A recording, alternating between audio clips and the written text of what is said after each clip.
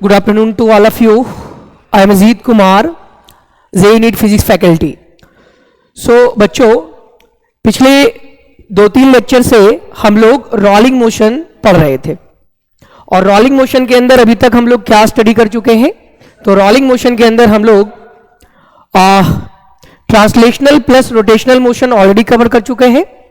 उसके अंदर हम लोग net displacement, net speed, net acceleration, net kinetic energy, net angular momentum and net linear momentum calculate करना आपको सिखाया था.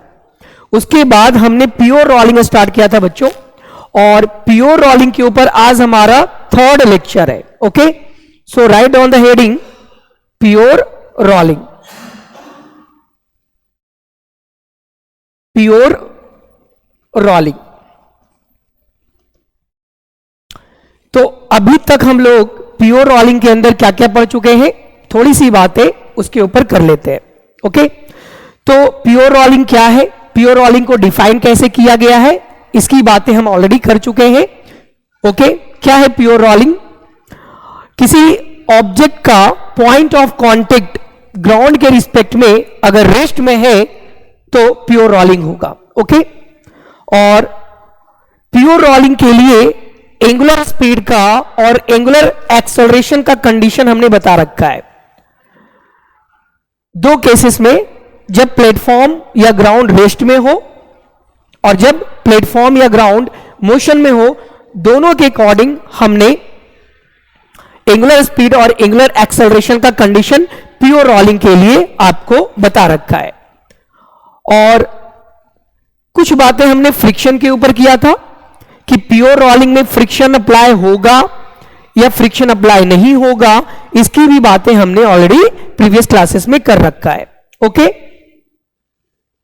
तो आज हम लोग प्योर रोलिंग के ऊपर क्या डिस्कस करने वाले हैं? तो प्योर रोलिंग के अंदर फोर्सेस डिस्कस करने वाले हैं. So write on the heading forces in pure rolling. Forces in pure rolling. Okay, चलिए, तो इसको समझने के लिए हम ग्राउंड के ऊपर एक ऑब्जेक्ट को ले रहे हैं. Let suppose this is the ground, this is the ground, और इस ग्राउंड के ऊपर एक ऑब्जेक्ट मैं यहां पे ले रहा हूं. ओके, सो इस ग्राउंड के ऊपर हमने एक ऑब्जेक्ट लिया. सपोज इस ऑब्जेक्ट का मास m है, मोमेंट ऑफ इनर्शिया I है और रेडियस r है. ये जो भी ऑब्जेक्ट रहा है, इस ऑब्जेक्ट का मास m है, मोमेंट ऑफ इनर्शिया I है और रेडियस हमारा r है. ओके, अब बच्चों ये ऑब्जेक्ट अभी रेस्ट में था ग्राउंड के ऊपर. अब हमने क्या किया, अब हमने बच्चों क्या किया कि एक एक्सटर्नल फोर्सेस इसके टॉप मोस्ट पॉइंट पे हमने अप्लाई किया. एक external forces top most point पे हमने अप्लाई किया. Okay, this is the external forces. एक एक्सटर्नल फोर्सेस F हमने इसके टॉप मोस्ट पे अप्लाई किया. तो क्या ये बॉडी रेस्ट का रेस्ट में ही रहेगा या ये बॉडी मोशन करना स्टार्ट करेगा? यस, बॉडी अब मोशन में आएगा और इसके पास 2 तरह का मोशन होगा. एक तो ये ट्रांसलेशनल मोशन करेगा, मतलब बॉडी आगे भी बढ़ेगा, और दूसरा फोर्स लगने के कारण इसके सेंटर ऑफ मास के अबाउट टॉर्क जनरेट होगा, और टॉर्क क्या करेगा, इस ऑब्जेक्ट को गोल गोल घुमाना शुरू करेगा. मींस रोटेशनल मोशन भी आ गया और ट्रांसलेशनल मोशन भी आ गया. मतलब ये ऑब्जेक्ट जो पहले ग्राउंड पर रेस्ट पे था, एक्सटर्नल फोर्स अप्लाई करने के बाद ये ऑब्जेक्ट ट्रांसलेशनल मोशन करना शुरू कर दिया और साथ में रोटेशनल मोशन भी करना शुरू कर दिया. मतलब इस बॉडी के पास अब भी 2 टाइप का मोशन है, ट्रांसलेशनल प्लस रोटेशनल. मान लेते हैं बच्चों कि ये हमारा सेंटर ऑफ मास है और ये पूरा ऑब्जेक्ट ए एक्सेलरेशन से ट्रांसलेट कर रहा है, या ये बोल सकते हो कि इस ऑब्जेक्ट का सेंटर ऑफ मास का एक्सेलरेशन हमारा ए दिया हुआ है। Okay okay okay. तो अगर मैं फोर्सेस की बात करूं तो यहां पे एक तो ट्रांसलेशनल मोशन की बातें होंगी और उसके साइमल्टेनियसली रोटेशनल मोशन की भी बातें होंगी। ओके, चलिए, तो अगर मैं यहां पर नेट फोर्स की बात करूं बच्चों, तो यहां पर अगर मैं नेट फोर्स की बात करूं, जो ट्रांसलेशनल मोशन के कारण से जो नेट फोर्स आ रहा है वो नेट फोर्स हमारा मास इंटू एक्सेलरेशन के इक्वल आ रहा है। मास इंटू एक्सेलरेशन के इक्वल आ रहा है बच्चों, मास इंटू एक्सेलरेशन के इक्वल आ रहा है। इसको हम क्या किए, इक्वेशन 1 का नाम दे दिया। ओके, दूसरा क्या होगा बच्चों, दूसरा इसके टॉप मोस्ट पॉइंट पे जो एक्सटर्नल फोर्स अप्लाई हो रहा है ये सेंटर ऑफ मास के अबाउट एक टॉर्क प्रोड्यूस करेगा। ये इसका रेडियस आर हो गया। ओके, तो ये हमारा फोर्स है और ये हमारा परपेंडिकुलर डिस्टेंस है, ये हमारा फोर्स है, ये हमारा परपेंडिकुलर डिस्टेंस है। This is the force and this is the perpendicular distance. तो फोर्स सेंटर ऑफ मास के अबाउट इस ऑब्जेक्ट के ऊपर टॉर्क प्रोड्यूस करेगा और टॉर्क के कारण से इसमें acceleration, angular acceleration alpha develop होगा और ऑब्जेक्ट को रोल करना शुरू करा देगा, ऑब्जेक्ट को गोल गोल घुमाना शुरू करा देगा।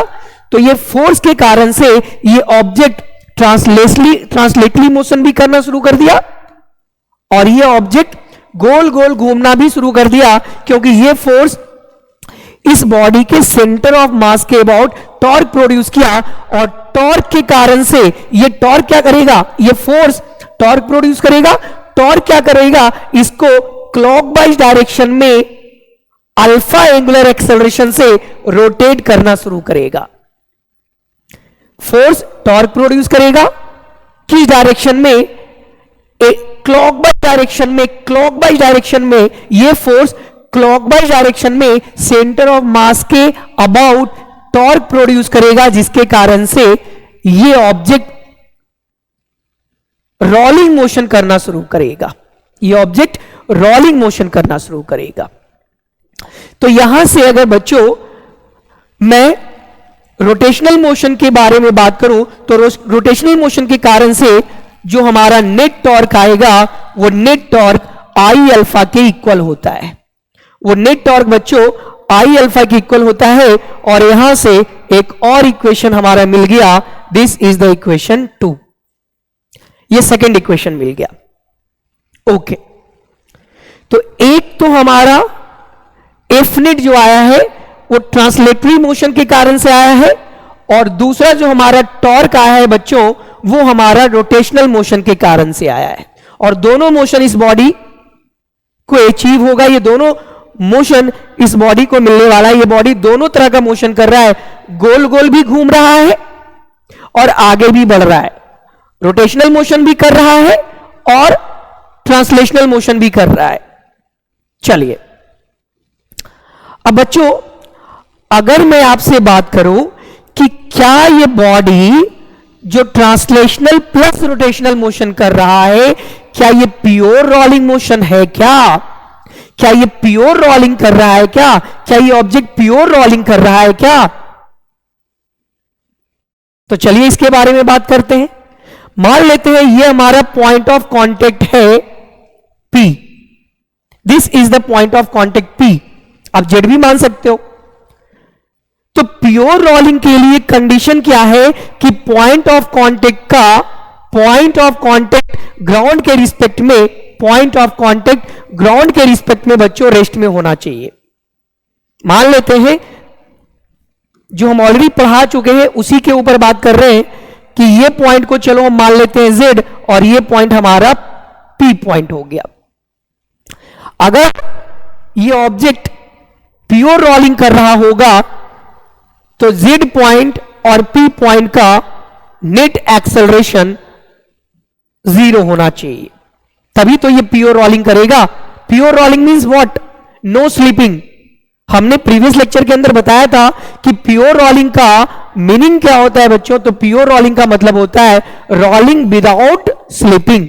प्योर रोलिंग को एक और नाम से जानते हैं बच्चों, रोलिंग विदाउट स्लीपिंग, बिना स्लिप किए जो रोलिंग होता है उसे ही हम प्योर रोलिंग का नाम देते हैं। ओके, चलिए। तो अगर मैं इस पॉइंट के अबाउट अगर मैं एक्सेलरेशन को दिखाना चाहूं तो इस पॉइंट पे एक एक्सेलरेशन तो हमारा इधर लगेगा A, और एक टेंजेंशियल एक्सेलरेशन इसके अपोजिट डायरेक्शन में AT लगेगा, जिसको हम अल्फा आर के नाम से भी जानते हैं, और एक एक्सेलरेशन हमारा सेंट्रीपिटल एक्सेलरेशन लगेगा। तो अगर ये बच्चों, अगर ये प्योर रोलिंग होना है इसको, तो प्योर रोलिंग होने के लिए ये Z पॉइंट का नेट टेंजेंशियल एक्सेलरेशन 0 होना चाहिए। Z पॉइंट का नेट टेंजेंशियल एक्सेलरेशन 0 होना चाहिए। Net acceleration with respect to ground कभी 0 नहीं हो सकता है। क्यों? क्योंकि ये दोनों अगर इक्वल भी हो जाए, ये दोनों एक दूसरे को कैंसिल आउट भी कर दे, फिर भी पॉइंट ऑफ कांटेक्ट के पास एक एक्सेलरेशन बचा रह गया, दैट इज सेंट्रीपिटल एक्सेलरेशन। तो मैं नेट एक्सेलरेशन ग्राउंड के रिस्पेक्ट में 0 होने की बात नहीं कर रहा हूं, और ये होगा भी नहीं। तो यहां पर इस पॉइंट ऑफ कांटेक्ट का नेट टेंजेंशियल एक्सेलरेशन 0 होगा, तब ये प्योर रोलिंग मोशन करेगा।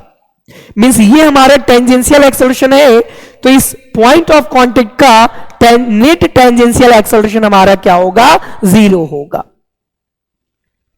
तो यहां पर बच्चों मैं 3 केसेस लेकर के आपको दिखाता हूं। केस 1, अगर मैं ये बोल दूं कि A बराबर हो गया बच्चों अल्फा आर के, अगर बच्चों acceleration tangential acceleration alpha R के इक्वल हो गया, तो आप समझ रहे हो कि जो हमारा Z पॉइंट का यानी पॉइंट ऑफ कांटेक्ट का एक्सेलरेशन होगा वो हमारा 0 के इक्वल होगा।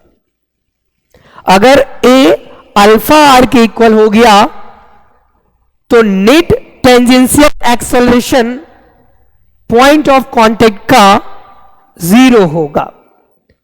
Net tangential acceleration point of contact का 0 कब होगा? जब A is equal to alpha R के बराबर होगा। ओके, चलिए। तो इस केस में हमने बताया था कि इस केस में हमारा ये पॉइंट ऑफ कांटेक्ट ग्राउंड के रिस्पेक्ट में रेस्ट में होगा। तो अगर पॉइंट ऑफ कांटेक्ट ग्राउंड के रिस्पेक्ट में रेस्ट में होता है, जो कि यहां दिख रहा है कि यहां जो पॉइंट ऑफ कांटेक्ट है इसका नेट टेंजेंशियल एक्सेलरेशन 0 है, इसका मतलब पॉइंट ऑफ कांटेक्ट का नेट टेंजेंशियल एक्सेलरेशन ग्राउंड के रिस्पेक्ट में 0 है। इसका मतलब ये कंडीशन प्योर रोलिंग का है। इसका मतलब ये कंडीशन बच्चों प्योर रोलिंग का है। अब आपको भी पता है कि प्योर रोलिंग का मतलब क्या है बच्चों? No sleeping. प्योर रोलिंग का मतलब क्या है बच्चों? No sleeping. स्लीपिंग हो ही नहीं रहा है ना। प्योर रोलिंग का मतलब है no slipping means no relative motion. No slipping means no relative motion between point of contact and ground. Means point of contact and ground के बीच कोई भी स्लीपिंग नहीं हो रहा है, कोई भी रिलेटिव मोशन नहीं है, मतलब प्योर रोलिंग है। इसका मतलब अगर no slipping no relative motion है, इसका मतलब कोई भी फ्रिक्शन नहीं है, मतलब नो फ्रिक्शन। ये ऑलरेडी हम पढ़ा चुके हैं। नो फ्रिक्शन, नो फ्रिक्शन का मतलब क्या है बच्चों? फ्रिक्शन हमारा यहां क्या हो रहा है? 0 हो रहा है। तो इस केस में बच्चों ये जो रोलिंग ऑब्जेक्ट है ये प्योर रोलिंग मोशन में है, और यहां पर इस केस में फ्रिक्शन हमारा 0 है। देखो हमेशा ये बोल देना कि प्योर रोलिंग में फ्रिक्शन 0 होता है, ये हमेशा सही नहीं है बच्चों। कैसे से नहीं है, इसको हम लोग अगले केस से समझते हैं, केस टू। अगर मैं ये बोल दूं कि if alpha r is greater than a, if alpha r is greater than a, तो क्या होगा? मतलब इस बार अल्फा आर बड़ा हो गया ए से, अल्फा आर बड़ा हो गया ए से, तो इस केस में जो हमारा पॉइंट ऑफ कांटेक्ट है वो पीछे की ओर भागना चाहेगा, होगा ना भाई? अल्फा आर ए से बड़ा है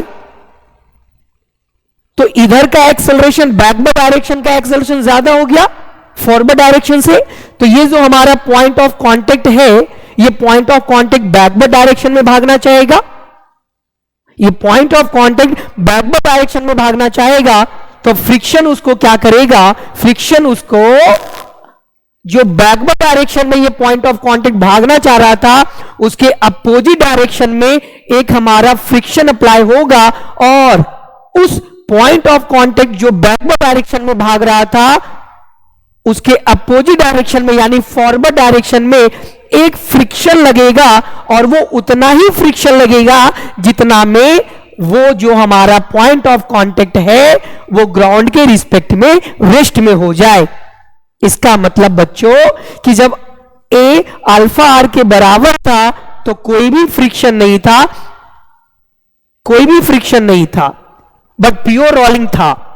और इस बार क्या है बच्चों कि इस बार अल्फा आर ए से बड़ा हो गया, तो भी क्या है बच्चों, तो भी हमारा इस Z पॉइंट का या P पॉइंट का एक्सेलरेशन अभी भी 0 है बच्चों। बट इस केस में बच्चों फ्रिक्शन 0 नहीं होगा, कुछ ना कुछ फ्रिक्शन लगेगा। और किस डायरेक्शन में फ्रिक्शन लगेगा बच्चों? तो इस बार फॉरवर्ड डायरेक्शन में एक हमारा फ्रिक्शन लगेगा। कितना फ्रिक्शन लगेगा सर? उतना ही फ्रिक्शन लगेगा जितने फ्रिक्शन से ये जो पॉइंट ऑफ कांटेक्ट है वो ग्राउंड के रिस्पेक्ट में रेस्ट में आ जाए। समझ रहे हो बात को? समझ रहे हो बात को? उतना ही फ्रिक्शन यहां इस बार लगेगा जितने फ्रिक्शन पे ये पॉइंट ऑफ कांटेक्ट का एक्सेलरेशन ग्राउंड के रिस्पेक्ट में क्या हो जाए? 0 हो जाए। Means point of contact ground के रिस्पेक्ट में रेस्ट में हो जाए, क्योंकि अल्फा आर बड़ा होने के कारण से पॉइंट ऑफ कांटेक्ट पीछे भाग रहा था, तो इसको वापस से ग्राउंड के रिस्पेक्ट में रेस्ट में लाने के लिए इसके अपोजिट डायरेक्शन में एक फ्रिक्शन अप्लाई हुआ, जो क्या करेगा? पीछे भागते हुए पॉइंट ऑफ कांटेक्ट को आगे खींचेगा और ग्राउंड के रिस्पेक्ट में उसको रेस्ट में ले आएगा। यानी इस केस में भी पॉइंट ऑफ कांटेक्ट का नेट टेंजेंशियल एक्सेलरेशन 0 होगा, और जब जब ऐसा होगा बच्चों तब तब बोलेंगे कि प्योर रोलिंग का केस है। तो इस केस में भी रोलिंग कैसा है बच्चों? प्योर रोलिंग है। बट इस केस में फ्रिक्शन 0 नहीं होगा, इस केस में फ्रिक्शन कुछ ना कुछ होगा। सर कितना होगा? उतना ही फ्रिक्शन होगा, उतना ही फ्रिक्शन होगा जितने फ्रिक्शन पे ये पॉइंट ऑफ कांटेक्ट का एक्सेलरेशन ग्राउंड के रिस्पेक्ट में 0 हो जाए। तो इस केस में भी फ्रिक्शन, इस केस में भी पॉइंट ऑफ कांटेक्ट का एक्सेलरेशन 0 था, लेकिन फ्रिक्शन क्या था? फ्रिक्शन भी 0 था। और इस केस में भी प्योर रोलिंग हो रहा है। मींस केस फर्स्ट में जब ए अल्फा आर के इक्वल है तो पॉइंट ऑफ कांटेक्ट का एक्सेलरेशन अभी भी 0 है, लेकिन यहां फ्रिक्शन भी 0 है। मींस पॉइंट ऑफ कांटेक्ट का एक्सेलरेशन भी 0 है, फ्रिक्शन भी 0 है, प्योर रोलिंग भी हो रहा है।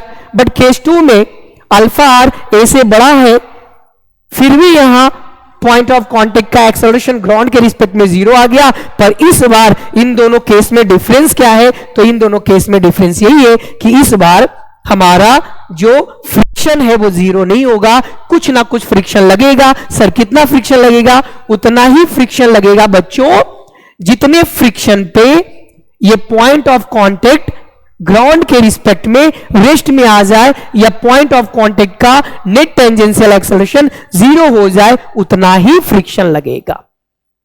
आई होप आपको यह समझ में आया होगा। अच्छा, ये फ्रिक्शन का डायरेक्शन किधर है बच्चों? तो ये फॉरवर्ड डायरेक्शन में अप्लाई हो रहा है, ये भी हमने बताया। फॉरवर्ड डायरेक्शन में अप्लाई हो रहा है। किस डायरेक्शन में बच्चों? फॉरवर्ड डायरेक्शन में अप्लाई हो रहा है। मींस फॉरवर्ड डायरेक्शन में फ्रिक्शन लग रहा है। अल्फा आर अगर बड़ा है ए से तो फॉरवर्ड डायरेक्शन में हमारा फ्रिक्शन लगेगा। अच्छा, अब ये भी बता दो कि ठीक है फ्रिक्शन लग रहा है कौन से डायरेक्शन में? फॉरवर्ड डायरेक्शन में। सर ये भी बता दो कौन से टाइप का फ्रिक्शन लग रहा है? तो बच्चों यहां पे स्टैटिक फ्रिक्शन लग रहा है। तो कौन से टाइप का फ्रिक्शन लगा बच्चों? स्टैटिक फ्रिक्शन लगा, काइनेटिक फ्रिक्शन नहीं, स्टैटिक फ्रिक्शन। और आपको पता है कि एक बार अगर काइनेटिक फ्रिक्शन अप्लाई हो जाएगा, यानी एक बार अगर काइनेटिक फ्रिक्शन आ जाएगा तो रिलेटिव मोशन आ जाएगा पॉइंट ऑफ कांटेक्ट और ग्राउंड के बीच। और जैसे ही रिलेटिव मोशन होगा, रिलेटिव स्लिपिंग स्टार्ट होगा, और रिलेटिव स्लिपिंग स्टार्ट हो जाएगा तो प्योर रोलिंग का कहानी ही खत्म हो जाएगा। तो काइनेटिक फ्रिक्शन तो हो ही नहीं सकता है बच्चों। तो यहां जो फ्रिक्शन का नेचर है वो स्टैटिक नेचर है। और स्टैटिक फ्रिक्शन आपने पढ़ा है सेल्फ एडजस्टिंग फ्रिक्शन होता है, यानी अपने आप को एक्सटर्नल फोर्स के अकॉर्डिंग खुद को एडजस्ट करता है। और आपको यह भी पता है कि स्टैटिक फ्रिक्शन के मैक्सिमम वैल्यू को लिमिटिंग फ्रिक्शन कहा जाता है। तो स्टैटिक फ्रिक्शन के मैक्सिमम वैल्यू को हम लोग यहां लिमिटिंग फ्रिक्शन भी बोल सकते हैं। तो यह बात समझ में आया। चलिए तीसरा केस की बात कर रहे हैं, केस 3। केस 3 अब समझ में आया होगा कि केस 3 में हम लोग क्या लेने वाले हैं। तो केस 3 में हम लोग लेने वाले हैं बच्चों, इस बार ए बड़ा हो जाए अल्फा आर से। अगर ए अल्फा आर से बड़ा हो गया तो क्या होगा? अगर ए अल्फा आर से बड़ा होगा तो क्या होगा? तो इस बार फ्रिक्शन अपोजिट डायरेक्शन में अप्लाई होगा। मींस इस बार फ्रिक्शन अपोजिट डायरेक्शन में अप्लाई होगा, मींस बैकवर्ड डायरेक्शन में। और कितना अप्लाई होगा? उतना ही फ्रिक्शन अप्लाई होगा जितने पे पॉइंट ऑफ कांटेक्ट ग्राउंड के रिस्पेक्ट में रेस्ट में आ जाए, यानी पॉइंट ऑफ कांटेक्ट का नेट एक्सेलरेशन अभी भी क्या होगा? जीरो होगा, पर फ्रिक्शन कुछ ना कुछ होगा, जीरो के इक्वल नहीं होगा। फ्रिक्शन बच्चों कुछ ना कुछ होगा, पर बच्चों जीरो के इक्वल तो नहीं होगा। फ्रिक्शन कुछ ना कुछ होगा पर जीरो के इक्वल नहीं होगा। यह समझ में आया? और अभी भी पॉइंट ऑफ कांटेक्ट ग्राउंड के रिस्पेक्ट में रेस्ट में है, तो अभी भी बच्चों रोलिंग कैसा होगा? प्योर रोलिंग होगा बच्चों। अभी भी रोलिंग प्योर रोलिंग होगा। सॉरी, अभी भी रोलिंग कैसा आएगा बच्चों? प्योर रोलिंग आएगा। Pure rolling. ओके, अभी भी रोलिंग प्योर रोलिंग होगा। क्यों प्योर रोलिंग बोल रहे हैं? क्योंकि अभी भी पॉइंट ऑफ कांटेक्ट का एक्सेलरेशन जीरो है ग्राउंड के रिस्पेक्ट में, मतलब पॉइंट ऑफ कांटेक्ट ग्राउंड के रिस्पेक्ट में रेस्ट में। और जब ऐसा होगा बच्चों तब हमारा प्योर रोलिंग होगा। अच्छा, फ्रिक्शन किस डायरेक्शन में इस केस में डेवलप हो रहा है? तो फ्रिक्शन बैकवर्ड डायरेक्शन में। बैकवर्ड डायरेक्शन में फ्रिक्शन अप्लाई हो रहा है। फ्रिक्शन का डायरेक्शन क्या है बच्चों? थर्ड केस में तो फ्रिक्शन का डायरेक्शन बैकवर्ड है। किस टाइप का फ्रिक्शन? ऑब्वियस बात है, स्टैटिक फ्रिक्शन। स्टैटिक फ्रिक्शन किस टाइप का फ्रिक्शन? Static friction. और चलिए इस बार कितना फ्रिक्शन लग रहा है वो भी आपको बताते हैं, समझिएगा। ये दोनों केस में, पहला केस में तो फ्रिक्शन जीरो हो रहा है, ये दोनों केस में फ्रिक्शन कितना लग रहा होगा? तो बच्चों ये दोनों केस में फ्रिक्शन जीरो से लेकर के म्यू एस इंटू एन तक ही तो लग रहा होगा बच्चों। क्यों? क्योंकि static friction self adjusting friction होता है, खुद को एडजस्ट करता है जीरो से लेकर के म्यू एस इंटू एन तक। तो इसमें जो हमारा फ्रिक्शन डेवलप हो रहा होगा वो 0 से लेकर के म्यू एस इंटू एन के बराबर होगा, और इसमें भी जो हमारा फ्रिक्शन डेवलप हो रहा है वो भी हमारा 0 से लेकर के म्यू एस इंटू एन तक हो रहा है। इसका मतलब ये जो फ्रिक्शन दोनों केस में अप्लाई हो रहा है, ये मैक्सिमम वैल्यू तक फ्रिक्शन सपोर्ट कर सकता है। यहां जो फ्रिक्शन है ये अपने मैक्सिमम वैल्यू तक लग सकता है। यहां जो फ्रिक्शन है ये अपने maximum value mu S into N तक लग सकता है। उसके बाद तो ये खुद को एडजस्ट ही नहीं कर पाएगा। तो उसके बाद का कंडीशन क्या होगा बच्चों? तो उसके बाद का कंडीशन में रिलेटिव स्लिपिंग आ जाएगा, और रिलेटिव स्लिपिंग आएगा मतलब रिलेटिव मोशन आएगा, और रिलेटिव मोशन आएगा तो बच्चों क्या होगा? स्लीपिंग स्टार्ट हो जाएगा। स्लीपिंग स्टार्ट हो जाएगा तो प्योर रोलिंग का कंडीशन ही खत्म हो जाएगा। प्योर रोलिंग कंडीशन ब्रेक हो गया। मतलब इससे ज्यादा अगर फ्रिक्शन यहां पर रिक्वायरमेंट होगा तो इससे ज्यादा फ्रिक्शन तो ये अप्लाई ही नहीं कर पाएगा। ये अपने मैक्सिमम, अपने लिमिटिंग वैल्यू तक ही तो यहां पर फ्रिक्शन अप्लाई हो सकता है ना। ये अपने लिमिटिंग वैल्यू तक ही तो अप्लाई हो सकता है, अपने मैक्सिमम वैल्यू तक ही अप्लाई हो सकता है। अगर उससे ज्यादा फ्रिक्शन की रिक्वायरमेंट हुआ पॉइंट ऑफ कांटेक्ट को ग्राउंड के रिस्पेक्ट में रेस्ट में लाने के लिए, तो ये फ्रिक्शन हेल्प ही नहीं कर पाएगा, क्योंकि ये मैक्सिमम वैल्यू तक ज्यादा अप्लाई होकर के पॉइंट ऑफ कांटेक्ट को ग्राउंड के रिस्पेक्ट में रेस्ट में लाएगा। उससे ज्यादा अगर फ्रिक्शन की रिक्वायरमेंट हुआ तो ये अप्लाई ही नहीं कर पाएगा, और तब क्या होगा? तब हमारा जो पॉइंट ऑफ कांटेक्ट है वो ग्राउंड के रिस्पेक्ट में रेस्ट में ही नहीं होगा, और जब रेस्ट में नहीं होगा तो हमारा स्लिपिंग स्टार्ट हो जाएगा, रिलेटिव मोशन आ जाएगा, और रिलेटिव मोशन आ जाने से हमारा प्योर रोलिंग खत्म हो गया। प्योर रोलिंग होगा ही नहीं। अब वो स्लाइड करना शुरू कर दिया, खिसकना शुरू कर दिया। चलिए, तो आई होप आपको समझ में आया होगा। तो ये तीनों केस में बच्चों प्योर रोलिंग ही है। तीनों केस में प्योर रोलिंग ही है। ये तीनों केस में बॉडी प्योर रोलिंग ही कर रहा है, पर इस केस में फ्रिक्शन 0 है, और ये दोनों केस में फ्रिक्शन कुछ ना कुछ है, और उतना ही फ्रिक्शन है जितने पे पॉइंट ऑफ कांटेक्ट का नेट एक्सेलरेशन 0 हो जाए, या बोल सकते हो पॉइंट ऑफ कांटेक्ट का ग्राउंड के रिस्पेक्ट में हमारा रेस्ट में हो जाएगा। तो आई होप आपको यह समझ में आया होगा। चलिए, ओके। तो दो इक्वेशन तो आपको समझ में आया। एक इक्वेशन बच्चों और यूज होगा, और एक इक्वेशन हमारा कौन सा यूज होगा? प्योर रोलिंग का कंडीशन यूज होगा। तो जनरली प्योर रोलिंग का कंडीशन हम कौन सा लेते हैं? तो प्योर रोलिंग का कंडीशन एक्सेलरेशन के लिए generally a is equal to alpha R के इक्वल वाला ये कंडीशन हम लोग जनरली लेते हैं प्योर रोलिंग के लिए। तो प्योर रोलिंग के लिए जनरली ये कंडीशन लेंगे, इसको इक्वेशन 3 मान लेंगे। तो इस टॉपिक के ऊपर जितने भी न्यूमेरिकल्स करवाए जाएंगे, यही 3 इक्वेशन के हेल्प से आपको क्वेश्चन बनेगा। ये फर्स्ट इक्वेशन, सेकंड इक्वेशन और थर्ड इक्वेशन। समझ में आया होगा? यानी इसके ऊपर जो भी न्यूमेरिकल हम लोग करेंगे ना, वो सारे न्यूमेरिकल इस टॉपिक के ऊपर यही 3 इक्वेशन के हेल्प से सॉल्व किया जाएगा। चलिए, तो लेते हैं एक न्यूमेरिकल और देखते हैं कि उसमें हमसे क्या पूछा जा रहा है और कैसे उसको निकालेंगे। तो ये 3 इक्वेशन आपको याद रखना है। ये तीनों इक्वेशन के हेल्प से आगे आने वाले इस टॉपिक के ऊपर न्यूमेरिकल हम लोग सोल्व करेंगे। ओके, चलिए, तो एक न्यूमेरिकल ले रहे हैं हम लोग। ओके, चलिए, एक ऑब्जेक्ट दिया है, एक ऑब्जेक्ट दिया हुआ है बच्चों, एक ऑब्जेक्ट दिया हुआ है। This is the object. Okay, और ये ऑब्जेक्ट एक ग्राउंड पे रखा हुआ है। ये ऑब्जेक्ट एक ग्राउंड पे रखा हुआ है बच्चों। Question number 1। ओके, और इस ऑब्जेक्ट के टॉप मोस्ट पॉइंट पे, इस ऑब्जेक्ट के टॉप मोस्ट पॉइंट पे बच्चों एक एक्सटर्नल फोर्स F लग रहा है। एक एक्सटर्नल फोर्स क्या लग रहा है बच्चों? F लग रहा है। ये गिवन है, ये एक्सटर्नल फोर्स गिवन है बच्चों, ये गिवन है, गिवन है, ये दिया हुआ है।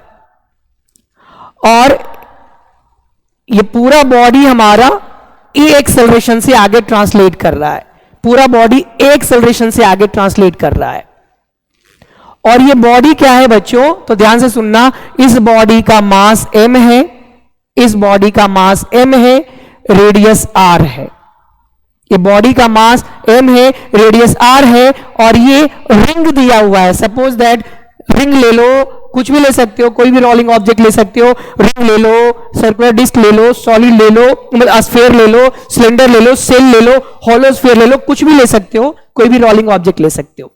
चलिए हम इस बार डिस्क ले रहे हैं, इसको डिस्क ले रहे हैं, या चलो रिंग ही ले लेते हैं। चलिए रिंग है बेटा हमारा, तो ये हमारा रिंग है, रिंग का मास m है, रेडियस r दिया हुआ है, ये रेडियस r है, और इसके टॉप मोस्ट पॉइंट पे एक एक्सटर्नल फोर्स F लग रहा है, और ये पूरा बॉडी ए एक्सेलरेशन से आगे ट्रांसलेट कर रहा है। तो आपको ही पता है कि इसके पास दो टाइप के मोशन होगा, एक तो ट्रांसलेशनल मोशन होगा, और एक्सटर्नल फोर्सेस लगने के कारण से बच्चों टॉर्क प्रोड्यूस होगा अबाउट सेंटर ऑफ मास, और वो क्या करेगा, इस ऑब्जेक्ट को गोल गोल घुमाना शुरू कर देगा, यानी ऑब्जेक्ट गोल गोल भी घूम रहा है और आगे भी बढ़ रहा है। मींस रोटेशनल मोशन भी है इसके पास और ट्रांसलेशनल मोशन भी है। तो मान लेते हैं ये अल्फा एंगुलर एक्सेलरेशन से रोटेट कर रहा है, अल्फा एंगुलर एक्सेलरेशन से रोटेट कर रहा है। ओके, और हमसे पूछा गया है find acceleration of this disc और सॉरी रिंग। एक्सेलरेशन पूछा गया है, फ्रिक्शन पूछा गया है, और एंगुलर एक्सेलरेशन अल्फा पूछा गया है। ये तीन चीज पूछा गया है, एक्सेलरेशन पूछा गया, फ्रिक्शन पूछा गया है, और एंगुलर एक्सेलरेशन अल्फा पूछा गया है। चलिए सॉल्व करते हैं इसको, और सॉल्व करने के जो कॉन्सेप्ट है बच्चों, अभी अभी हमने बताया है कि ये तीनों इक्वेशन का यूज करके, ये तीनों इक्वेशन का यूज करके बच्चों इस टाइप के न्यूमेरिकल आपसे सॉल्व होगा। चलिए स्टार्ट करते हैं, चलिए स्टार्ट करते हैं। अच्छा सर, इसमें फ्रिक्शन तो दिखाया ही नहीं है किधर लग रहा है, फ्रिक्शन तो दिया ही नहीं है इसके अंदर किधर लग रहा है। फ्रिक्शन तो लगेगा ना बच्चों, फ्रिक्शन लग सकता है ना, प्योर रोलिंग। अच्छा ये भी बोला गया है, साथ में ये भी बोला गया है बच्चों कि ये बॉडी जो है, ये जो रिंग है, ये प्योर रोलिंग है, प्योर रोलिंग कर रहा है, मतलब रोलिंग हो रहा है विदाउट स्लिपिंग। तो ये दिया हुआ है क्वेश्चन में, दिया हुआ है रोलिंग विदाउट स्लिपिंग, गिवन है बच्चों, रोलिंग विदाउट स्लिपिंग ये दिया हुआ है।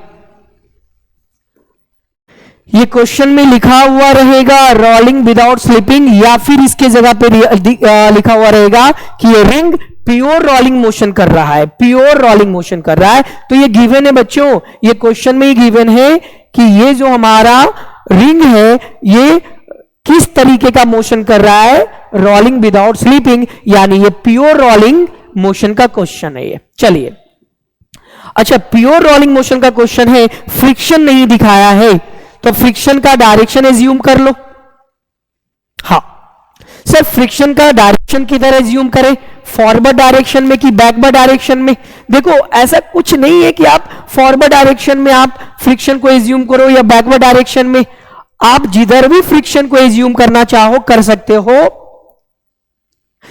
फिर से बोल रहा हूं, आप यहां पर फ्रिक्शन को जिस भी डायरेक्शन में एज्यूम करना चाहो कर सकते हो। हालांकि इसके भी एक कॉन्सेप्ट है कि आप सही सही एक बार में फ्रिक्शन के डायरेक्शन को सेलेक्ट कर लो, उसके भी कॉन्सेप्ट है। बट देखो कई बार क्या होता है ना, चीजों को लेंदी बनाना मूर्खता वाली बात हो जाती है। जब हम किसी चीज को ऐसे ही कर सकते हैं, उसके लिए हम एक अलग से एक्स्ट्रा कॉन्सेप्ट यूज करने की हमें जरूरत नहीं पड़ती है। अगर आप क्या देखो, ज्यादा से ज्यादा क्या हो सकता है बच्चों कि अगर आप फॉरवर्ड डायरेक्शन में फ्रिक्शन को एज्यूम कर रहे हो और फ्रिक्शन अगर पॉजिटिव आया तब तो आपके द्वारा लिया गया डायरेक्शन सही है, और अगर फ्रिक्शन निगेटिव में आया, फ्रिक्शन का वैल्यू, इसका मतलब जिस डायरेक्शन में आपने फ्रिक्शन को एज्यूम किया है रियलिटी में उसके अपोजिट डायरेक्शन में फ्रिक्शन अप्लाई होगा। वैल्यू वाइज तो सेम ही होगा ना, मैग्नीट्यूड वाइज तो सेम ही रहेगा ना, चाहे किधर भी फ्रिक्शन को आप एज्यूम कर लो, चाहे फॉरवर्ड डायरेक्शन में चाहे बैकवर्ड डायरेक्शन में, मैग्नीट्यूड वाइज तो फ्रिक्शन वही रहेगा। हाँ अगर फ्रिक्शन का वैल्यू निगेटिव में आया है, इसका मतलब आपके द्वारा एज्यूम किया गया फ्रिक्शन का डायरेक्शन गलत। सही डायरेक्शन क्या होना चाहिए? जिधर माने हो उसके अपोजिट डायरेक्शन में सही डायरेक्शन होगा। इसलिए आप तो बस एज्यूम कर लो किसी भी डायरेक्शन में, बाद में देख लेंगे हम।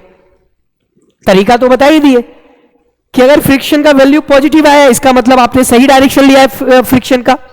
और अगर आपके द्वारा फ्रिक्शन का डायरेक्शन, अगर आपके द्वारा निकाला गया फ्रिक्शन का वैल्यू निगेटिव में आया है, इसका मतलब रियल में फ्रिक्शन का जो डायरेक्शन होना चाहिए था उसके अपोजिट डायरेक्शन में मान लियो।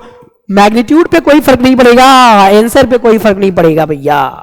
चलिए तो मान लेते हैं, आपको जो मानना है, जिधर मानना है उधर मान लेना। हम फ्रिक्शन का डायरेक्शन फॉरवर्ड मान रहे हैं।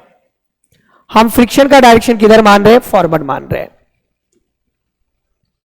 हम फ्रिक्शन का डायरेक्शन को फॉरवर्ड मान लिए, ठीक है। किसी और कलर से दे देते हैं, चलिए इस कलर से। हमने फ्रिक्शन का डायरेक्शन क्या ले लिया बच्चों? फॉरवर्ड। इस डायरेक्शन में जो हमारा फ्रिक्शन है वो अप्लाई हो रहा है। मान लेते हैं इस डायरेक्शन में हमारा फ्रिक्शन F लग रहा है, ओके। और ये हमारा रेडियस R है। चलिए तो अप्लाई कीजिए तीनों इक्वेशन बारी बारी से। तो सबसे पहला इक्वेशन जो अप्लाई करेंगे बच्चों, वो क्या अप्लाई करेंगे? F net is equal to mass into acceleration. F net is equal to mass into acceleration. अब F नेट टोटल कितने फोर्सेस लग रहे हैं? दो ही फोर्सेस तो लग रहे हैं, एक एक्सटर्नल फोर्स और एक फ्रिक्शन फोर्स, दोनों सेम डायरेक्शन में। तो F नेट क्या हो जाएगा? F plus F is equal to MA। इसको आप इक्वेशन 1 मान लीजिए, ओके। चलिए दोनों सेम डायरेक्शन में लग रहा है ना फोर्सेस, तो नेट फोर्स दोनों ऐड हो गया, F plus F is equal to MA। अब दूसरा इक्वेशन क्या लगाओगे बच्चों? नेट टॉर्क लगाओगे। Net torque is equal to I into alpha. Net torque is equal to I into alpha, where I is equal to, where I is what? I is a moment of inertia. और सबको पता है कि ring का moment of inertia क्या होता है? mr² के इक्वल होता है बच्चों। सो I की जगह mr² ले लेंगे। चलिए अब देखो बच्चों, यहां पर नेट टॉर्क आपको कौन कौन से फोर्स के कारण से आएगा? तो एक्सटर्नल फोर्स और फ्रिक्शन फोर्स दोनों के कारण से नेट फोर्स आएगा, नेट टॉर्क आएगा। नेट टॉर्क किस किस फोर्स की वजह से आएगा? तो एक तो आपका एक्सटर्नल फोर्स F के वजह से एक टॉर्क आएगा, और एक टॉर्क आपका फ्रिक्शन के वजह से आएगा। डायरेक्शन क्या होगा? एक्सटर्नल फोर्स के वजह से जो टॉर्क आ रहा है उसका डायरेक्शन, और फ्रिक्शन की वजह से जो टॉर्क लग रहा है उसका डायरेक्शन। चलो चेक कर लेते हैं बच्चों, चेक कर लेते हैं इसमें क्या है। चलिए चेक कर लेते हैं, चेक कर लेते हैं। अब देखो ये जो F है, ये जो F है, ये किधर टॉर्क प्रोड्यूस करेगा? ये ऐसे घुमाएगा ना। ये कैसे घुमाएगा? ऐसे घुमाएगा। सेंटर ऑफ मास के अबाउट ये वाला फोर्स क्लॉकवाइज डायरेक्शन में टॉर्क लगाएगा। तो इसके कारण से जो टॉर्क आएगा τ1, वो हमारा क्लॉकवाइज डायरेक्शन में आ रहा है। ये फोर्स इधर लग रहा है सेंटर ऑफ मास के अबाउट, तो किधर टॉर्क लगाएगा? इस ऑब्जेक्ट को, इस रिंग को क्लॉकवाइज डायरेक्शन में ही तो रोटेट करेगा ना। क्लॉकवाइज डायरेक्शन में देखो ना, ये हमारा क्या है? ये हमारा सेंटर ऑफ मास के अबाउट है, ये फोर्स है। ये फोर्स इसको ऐसे ही तो घुमाएगा ना, ऐसे ही तो घुमाएगा ना, ऐसे ही। मतलब ये टॉर्क किस डायरेक्शन में अप्लाई करेगा? ये फोर्स क्लॉकवाइज डायरेक्शन में। चलिए अब ये फ्रिक्शन फोर्स की बात करते हैं। ये किधर घुमाएगा? ये इधर घुमाएगा। ये हमारा सेंटर ऑफ मास का अबाउट वाला पॉइंट है। ये फ्रिक्शन फोर्स इस रिंग को एंटी क्लॉकवाइज डायरेक्शन में घुमाएगा।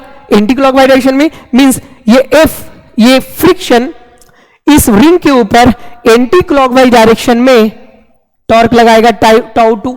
दोनों टॉर्क का डायरेक्शन अपोजिट है, तो नेट टॉर्क सब्ट्रैक्ट करने से आएगा।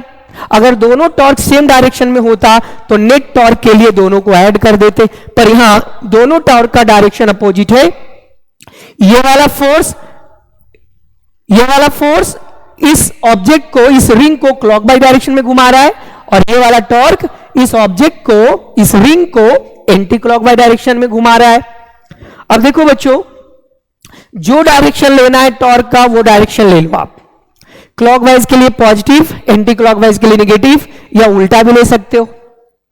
क्लॉकवाइज के लिए नेगेटिव, एंटी क्लॉकवाइज के लिए पॉजिटिव। अब यहां भी देखो कॉन्सेप्ट है बच्चों, यहां भी कॉन्सेप्ट है। यहां भी क्या कॉन्सेप्ट है कि जो टॉर्क का डायरेक्शन एंगुलर एक्सेलरेशन के डायरेक्शन के सेम हो, जिस टॉर्क का डायरेक्शन एंगुलर एक्सेलरेशन के डायरेक्शन से मैच कर रहा हो, मींस अल्फा के डायरेक्शन से मैच कर रहा हो, उस टॉर्क को पॉजिटिव लेना है और दूसरे टॉर्क को हमारा नेगेटिव ले लेना है। यह भी कर सकते हो। क्या हमने बोला? जिस टॉर्क का डायरेक्शन अल्फा के डायरेक्शन से मैच कर रहा हो उस टॉर्क को पॉजिटिव लेना है, और जिस टॉर्क का डायरेक्शन अल्फा के डायरेक्शन के अपोजिट हो उसको नेगेटिव ले लेना है। अब देख लो, टाउ1 का डायरेक्शन क्लॉकवाइज है और अल्फा का भी डायरेक्शन क्लॉकवाइज है, मींस टाउ1 का डायरेक्शन अल्फा से मैच कर रहा है, इसको हमने पॉजिटिव ले लिया बच्चों। क्या ले लिया? पॉजिटिव। तो ये हमारा पॉजिटिव आ गया बच्चों। 1 सेकेंड, ये हमारा क्या आ गया? पॉजिटिव आ गया। और इस वाले को हम क्या ले लेंगे? नेगेटिव। चलिए तो ले लो। तो टाउ1 हमारा पॉजिटिव आ गया, minus टाउ2 is equal to I क्या है? मोमेंट ऑफ इनर्सिया, रिंग का moment of inertia mr² into alpha. अब टाउ1 क्या होगा? टाउ का फॉर्मूला क्या है? Force into perpendicular distance. तो फोर्स हमारा F है और परपेंडिकुलर डिस्टेंस R है और इनके बीच 90 डिग्री एंगल बन रहा है। तो एक्चुअल जो फॉर्मूला होता है टॉर्क का वो क्या होता है? एफ आर साइन थीटा या आर एफ साइन थीटा, और यहां थीटा 90 डिग्री है तो साइन 90 डिग्री 1 हो जाएगा। तो यहां पर आप डायरेक्ट लिख सकते हो f into are.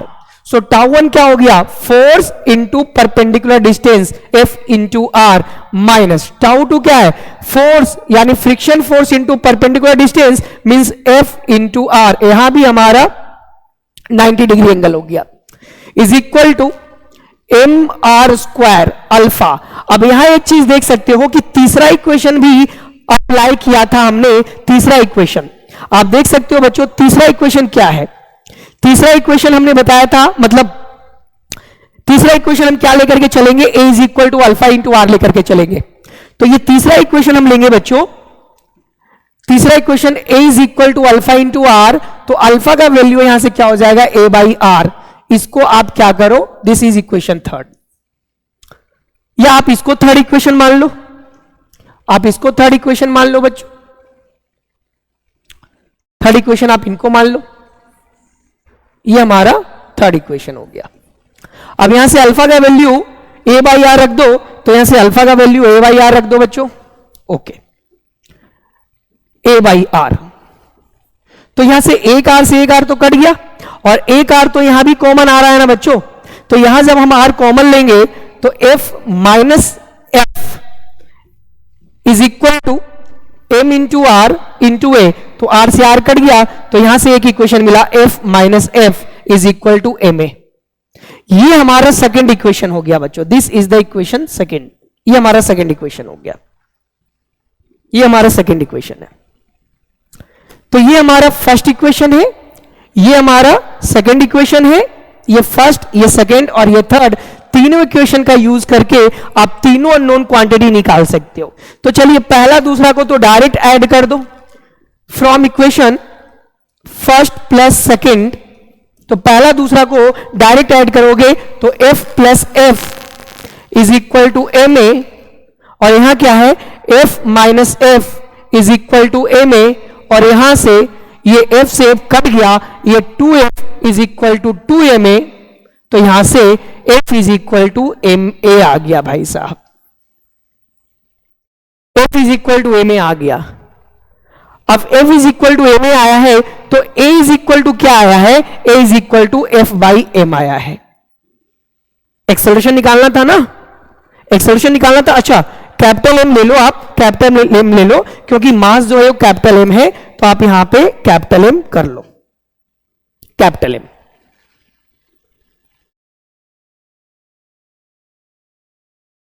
Capital M कर लो। F is equal to M A. तो a is equal to F by M. तो एक्सेलरेशन आ गया a is equal to F by M.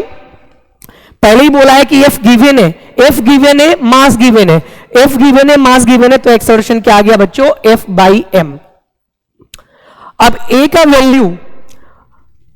Value दोनों में से किसी इक्वेशन में रख दो, a का इक्वेशन दोनों में से किसी भी, दोनों इक्वेशन में किसी भी इक्वेशन में a का वैल्यू रख दो, आपको क्या मिलाएगा, तो आपको फ्रिक्शन मिलाएगा। क्या मिलाएगा, फ्रिक्शन। ओके, अल्फा तो आप ऐसे ही निकाल सकते हो। देखो अल्फा अगर निकालना हो तो from equation third, alpha is equal to a क्या आ गया, f by m into are. तो अल्फा तो आपको ऐसे ही मिल गया भाई, alpha is equal to F by m r. Equation third से आपको अल्फा मिल गया, alpha is equal to f, a का वैल्यू क्या है, एफ बाई एम, तो f by m into are. तो अल्फा मिल गया एफ बाई एम आर और ए क्या मिल गया, एफ बाई एम। अब आप ये दोनों इक्वेशन में किसी में एफ और ए का वैल्यू रख दो तो फ्रिक्शन मिल जाएगा।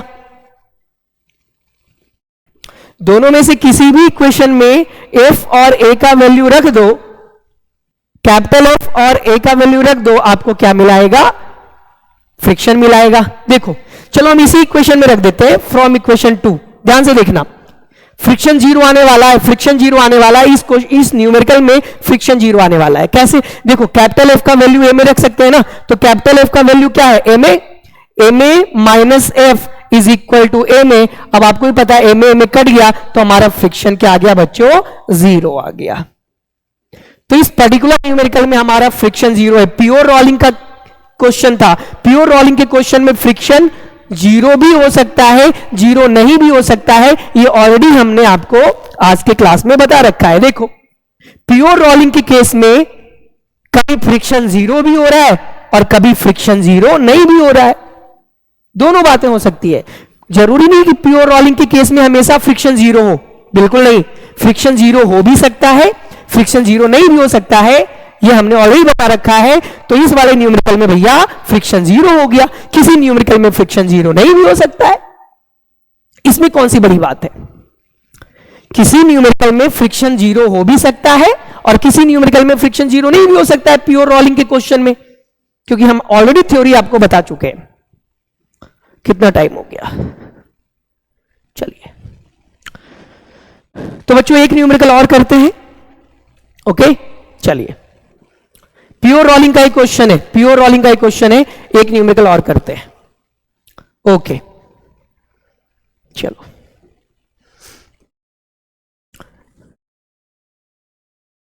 चलो इस बार सर्कुलर डिस्क ले रहे हैं, इस बार सर्कुलर डिस्क दिया हुआ है और ये सर्कुलर डिस्क ग्राउंड के ऊपर है। ओके, और इस पे एक एक्सटर्नल फोर्स लग रहा है, इसके टॉप मोस्ट पॉइंट पे एक एक्सटर्नल फोर्स लग रहा है F, ये लग रहा है 10 न्यूटन। कितने न्यूटन बच्चों, 10 न्यूटन, 10 न्यूटन। ओके चलिए, और ये इस बार डिस्क है, disc, this is a disc, disc का मास दिया है 5 kg और रेडियस दिया है, डिस्क का मास दिया है, डिस्क का मास दिया है 5 kg और रेडियस दिया है 1 मीटर। चलिए, डिस्क का मास 5 kg, रेडियस 1 मीटर दिया है और एक्सटर्नल फोर्स 10 न्यूटन का लग रहा है, और ये पूरा बॉडी ए एक्सेलरेशन से आगे एक्सेलरेट कर रहा है, मीन सेंटर ऑफ मास का एक्सेलरेशन हमारा ए है। फिर से वही 3 चीज पूछा है हमसे, find acceleration, friction, angular acceleration alpha, और अल्फा का डायरेक्शन इधर लिया गया है। चलिए फिर से वही कहानी है भैया, फिर से वही कहानी है, सोल्व करिए। पहला इक्वेशन अप्लाई कीजिए, F net is equal to M A. फिर से आपको एक्सेलरेशन का डायरेक्शन लेना है, चलो ले लो फॉरवर्ड डायरेक्शन में, ज्यादा क्या होगा, फ्रिक्शन नेगेटिव में आएगा, तो मान लेंगे जो हमने डायरेक्शन लिया है वो एक्चुअल डायरेक्शन से अपोजिट ले लिया है, मैग्नीट्यूड वाइज तो आंसर सेम ही आएंगे ना। चलिए भाई साहब, ओके ओके ओके ओके, तो एफ नेट में दोनों फोर्सेस सेम डायरेक्शन में, तो F plus F is equal to M A. Capital F कितना है 10, 10 plus F is equal to mass कितना है 5, 5 into A. This is the equation 1। ये हमारा इक्वेशन 1 आ गया। दूसरा इक्वेशन इससे मिलेगा tau net is equal to I alpha. अब आपको पता है भैया कि डिस्क का जो हमारा मोमेंट ऑफ इनर्शिया होता है वो हमारा एम आर स्क्वायर बाई 2 होता है। तो डिस्क का moment of inertia M R square by 2 रख देंगे। और एक इक्वेशन हमारा ये भी लेना है, तीसरा equation a is equal to alpha r, और यहां से आपको a is equal to alpha r, a is equal to alpha r, तो यहां से अल्फा क्या हो जाएगा ए बाई आर। ओके, ये इक्वेशन हमारा 3 हो गया। ये फर्स्ट, और यहां से जो इक्वेशन मिलेगा वो सेकंड। तीनों को सोल्व करो, तीनों का वैल्यू मिल जाएगा आपको। चलिए यहां भी क्या होगा, ये वाला force tau 1 clock by direction में होगा, और इसके कारण से जो टॉर्क आ रहा है वो एंटी क्लॉक बाई डायरेक्शन में होगा। फिर से टाउ 1 का डायरेक्शन अल्फा के जैसा ही है, तो टाउ 1 पॉजिटिव हो गया, और टाउ 2 अपोजिट डायरेक्शन में है, अल्फा से अपोजिट डायरेक्शन में, तो टाउ 2 निगेटिव हो गया, is equal to I alpha. फिर से वही होगा, force into perpendicular distance minus force into perpendicular distance is equal to I alpha. यहां से आर कॉमन ले लो, तो F minus F is equal to I alpha. अब यहां से वैल्यू रख दो, तो आर क्या है भैया, आर क्या है, आर क्या है, अच्छा आर रहने दो, लास्ट में कटना ही है। तो एफ क्या है, एफ कितना है, एफ हमारा है 10, तो 10 minus F is equal to I क्या है एम आर स्क्वायर बाई 2, और अल्फा क्या लोगे ए बाई आर। तो देखो ना बच्चों, एक आर से तो एक आर कट गया, और इस वाले आर से ये पूरा आर कट गया। तो 10 minus F is equal to M A by 2, M A by 2, mass कितना है, मास कितना है 5, तो 5 ए मास कितना है बच्चों, एम ए बाई 2 होगा ना, 5 ए, देखो mass 5 a by 2, this is the equation 2। अब क्या करो, इक्वेशन फर्स्ट इक्वेशन सेकंड को डायरेक्टली ऐड कर दो। चलिए, तो इक्वेशन फर्स्ट प्लस सेकंड कर दो। इक्वेशन फर्स्ट कितना है 10 plus F is equal to 5a, और ये क्या है 10 minus F is equal to 5a by 2, 5a by 2, 5a by 2। Okay, ना अब ऐड कर रहे हैं ना, ये कट गया, ये 20 हो गया, और ये हमारा क्या हो गया 5a प्लस 5a बाई 2, तो क्या हो जाएगा 10 प्लस 5a 15a बाई 2, तो 20 is equal to 15a by 2। तो यहां से हमारा क्या हो गया a is equal to 40 by 15, और यहां से ये 8 हो गया, 8 पचे 40 और 5 या 15, तो हमारा एक्सेलरेशन कितना आ गया, एक्सेलरेशन आ गया 8/3 मीटर पर सेकेंड स्क्वायर। एक्सेलरेशन आ गया 8/3 मीटर पर सेकेंड स्क्वायर। ए रख दो, आर रख दो, अल्फा निकाल लो, तो अल्फा कितना हो जाएगा, ए कितना है 8/3 इंटू आर कितना है, आर हमारा रेडियस 1 है, तो 1 हो गया, तो अल्फा भी कितना आ गया 8/3 रेडियन पर सेकेंड स्क्वायर। तो ये अल्फा आ गया बच्चों, ये अल्फा आ गया, ये आ गया। अब ए और अल्फा, अब यहां से आप इक्वेशन फर्स्ट इक्वेशन सेकंड से कहीं से भी आप क्या निकाल लो, फ्रिक्शन निकाल लो। तो चलिए यहां से मैं फ्रिक्शन निकाल के दिखाता हूं, कोई भी इक्वेशन ले लो। चलिए यहां से ये ले लो ना, इक्वेशन फर्स्ट ही ले लो, ये इक्वेशन ले लो, equation first. So 10 plus F is equal to 5a, a कितना आया बच्चों, तो ए आया है 8/3, 8/3। तो हमारा क्या हो जाएगा एफ इज इक्वल टू ये 8 पचे 40, 40/3 minus 10, F is equal to 40/3 minus 10, तो 40 माइनस 30, 10/3, तो फ्रिक्शन कितना आ गया बच्चों 10/3 आ गया, 10/3 न्यूटन। तो देखो इस बार फ्रिक्शन 0 नहीं आया, पिछले क्वेश्चन में हमारा फ्रिक्शन 0 आया था, देख लो। इस वाले क्वेश्चन में फ्रिक्शन 0 आया था, ये भी प्योर रोलिंग का क्वेश्चन है, और ये वाला फ्रिक्शन भी, ये वाले न्यूमेरिकल का भी फ्रिक्शन 0 आया है, ये भी प्योर रोलिंग का क्वेश्चन है। अभी सारा क्वेश्चन में प्योर रोलिंग दिया हुआ रहेगा या रोलिंग विदाउट स्लिपिंग लिखा हुआ रहेगा, ये भी प्योर रोलिंग का क्वेश्चन है, इसमें भी प्योर रोलिंग ही लिखा हुआ रहेगा या रोलिंग विदाउट स्लिपिंग। तो this is the problem of pure rolling. तो पिछले न्यूमेरिकल में फ्रिक्शन 0 आया था, वो भी प्योर रोलिंग का क्वेश्चन था। इस वाले न्यूमेरिकल में फ्रिक्शन 0 नहीं आया है, फ्रिक्शन का वैल्यू आया है 10/3, फ्रिक्शन का वैल्यू आया है 10/3, ये भी हमारा क्या है, प्योर रोलिंग का ही क्वेश्चन। तो जरूरी नहीं है ना कि प्योर रोलिंग के केस में हर बार फ्रिक्शन 0 हो, जरूरी नहीं है, 0 भी हो सकता है, नहीं भी हो सकता है। दोनों टाइप के हमने न्यूमेरिकल करवाए, एक में 0 आ रहा है, एक में 0 नहीं आ रहा है। अच्छा, ओके ओके ओके, चलिए एक क्वेश्चन और लेते हैं, हालांकि टाइम हो चुका है काफी, पर एक क्वेश्चन और लेते हैं, एक क्वेश्चन और लेते हैं।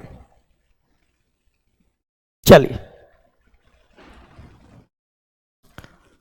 एक क्वेश्चन और ले रहे हैं।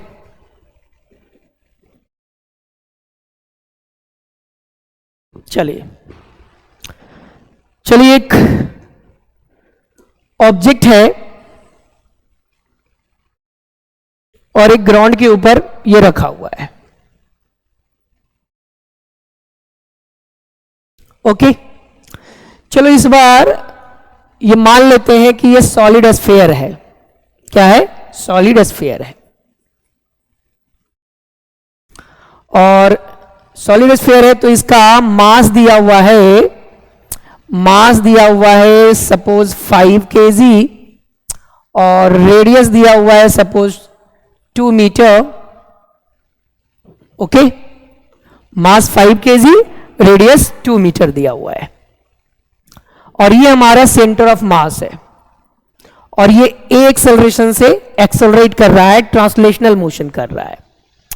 अब इस बार समझना बच्चों ध्यान से, इस बार फोर्स, अभी तक दोनों न्यूमेरिकल में फोर्स ऑब्जेक्ट के टॉप मोस्ट पॉइंट पे लग रहा था, इस बार फोर्स का डायरेक्शन हम लोग चेंज कर रहे हैं, फोर्स का डायरेक्शन इस बार चेंज कर रहे हैं बच्चों।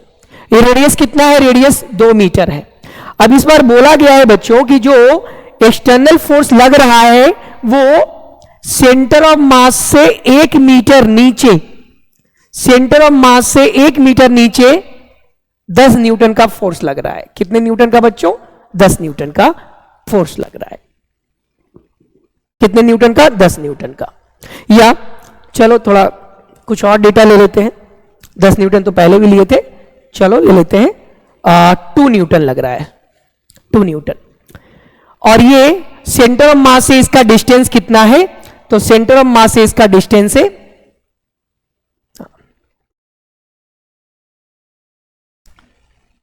ये सेंटर ऑफ मास है, और सेंटर ऑफ मास से इसका डिस्टेंस है बच्चों 1 मीटर, 1 मीटर। और पूरा रेडियस हमारा कितना है? तो पूरा रेडियस हमारा 2 मीटर है, पूरा रेडियस 2 मीटर है। तो ये पूरा कितना हो जाएगा? ये भी पूरा 2 मीटर होगा, ये भी पूरा 2 मीटर है। लेकिन फोर्स जो लग रहा है वो सेंटर ऑफ मास से 1 मीटर नीचे पे लग रहा है, फोर्स जो लग रहा है वो सेंटर ऑफ मास से 1 मीटर नीचे लग रहा है। फिर से वही 3 चीज पूछा है, फाइंड एक्सेलरेशन, फाइंड एक्सेलरेशन पहला, दूसरा फ्रिक्शन, और तीसरा जो पूछा है बच्चों वो अल्फा पूछा है, और अल्फा का डायरेक्शन इधर दिया हुआ है, अल्फा का डायरेक्शन इधर दिया हुआ है। चलिए ओके, चलो वैसे ही सोल्व होना है, चाहे फोर्स का डायरेक्शन किधर भी ले ले, कॉन्सेप्ट में कोई चेंजेस नहीं आएगा, कॉन्सेप्ट तो आपको वही अप्लाई करना होगा, कॉन्सेप्ट से भटकना नहीं है बच्चों, कॉन्सेप्ट से भटके आपका आंसर गलत हो जाएगा। चलिए सोल्व करते हैं इसको। सबसे पहले वही F net is equal to M A. अब भाई बात यह है कि फ्रिक्शन तो आपको फिर से मानना पड़ेगा, चलो फ्रिक्शन हम फिर से मान लेते हैं फॉरवर्ड डायरेक्शन में एफ, ओके। चलिए अब ध्यान से देखना, जो हमारा फोर्स है वो भी इधर ही है और फ्रिक्शन भी इधर ही है, तो एफ नेट क्या हो जाएगा, F plus F is equal to mass into acceleration. Okay, F का वैल्यू कितना है 2, 2 plus F is equal to mass कितना है, मास 5 दिया है 5a। ये हमारा इक्वेशन 1 आ गया बच्चों, दिस इज इक्वेशन 1। अब हम टाउ नेट अप्लाई करेंगे। टाउ नेट क्या होगा, आई अल्फा। टाउ नेट क्या होगा बच्चों, आई अल्फा के बराबर होगा, आई अल्फा के बराबर होगा। अब देखो यहां देखो फिर से दो टॉर्क आएगा, एक एक्सटर्नल फोर्स के वजह से और एक फ्रिक्शन के वजह से, बट इस बार डायरेक्शन चेक करो कि किधर होगा। अभी तक दोनों न्यूमेरिकल में टाउ 1 का डायरेक्शन क्लॉकवाइज और टाउ 2 का डायरेक्शन एंटी क्लॉकवाइज आ रहा था, इसमें चेक करो। देखो ये क्या है, ये जो एक्सटर्नल फोर्स 2 न्यूटन है, 2 न्यूटन इसको एंटी क्लॉकवाइज घुमाएगा, देखो ना 2 न्यूटन इसको एंटी क्लॉकवाइज घुमाएगा और फ्रिक्शन फोर्स भी एंटी क्लॉकवाइज घुमाएगा। देख लो बच्चों, एक्सटर्नल फोर्स 2 न्यूटन, 2 न्यूटन भी सेंटर ऑफ मास के अबाउट सॉलिड ऑफ फेयर को एंटी क्लॉकवाइज घुमा रहा है, और फ्रिक्शन भी बच्चों सेंटर ऑफ मास के अबाउट स्फीयर को एंटी क्लॉकवाइज घुमा रहा है। मतलब दोनों टॉर्क जो आ रहा है उसका डायरेक्शन सेम है, और दोनों टॉर्क का डायरेक्शन सेम है, एंटी क्लॉकवाइज है, और अल्फा का डायरेक्शन क्लॉकवाइज है। मतलब अपोजिट डायरेक्शन जब होता है तो निगेटिव साइन लेते हैं, मतलब minus tau 1 minus tau 2 is equal to I alpha. Minus tau 1 minus tau 2 is equal to I alpha.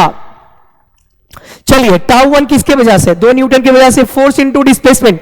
देखो इस वाले फोर्स के लिए फोर्स कितना है 2, और परपेंडिकुलर डिस्टेंस क्या है, इसके लिए perpendicular distance centre of mass के अबाउट तो 1 मीटर ही है ना। इस वाले फोर्स के कारण से टॉर्क का जो परपेंडिकुलर डिस्टेंस है सेंटर ऑफ मास के अबाउट, वो कितना है 1 मीटर ही तो है, तो एफ हमारा 2 हो गया और परपेंडिकुलर डिस्टेंस 2 न्यूटन के लिए 1 हो गया, माइनस टाउ 2 हमारा क्या है, टाउ 2 एफ फोर्स, और परपेंडिकुलर डिस्टेंस इसके लिए 2 मीटर हो गया, तो परपेंडिकुलर डिस्टेंस 2 हो गया is equal to I alpha.